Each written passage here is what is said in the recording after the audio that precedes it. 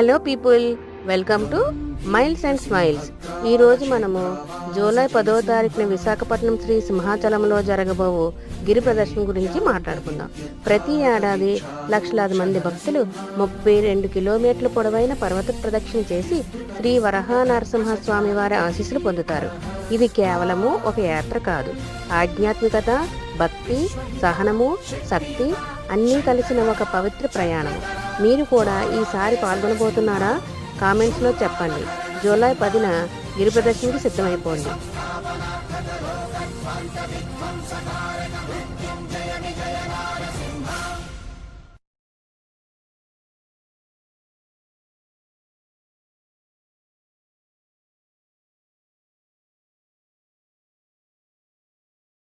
Thank you for watching.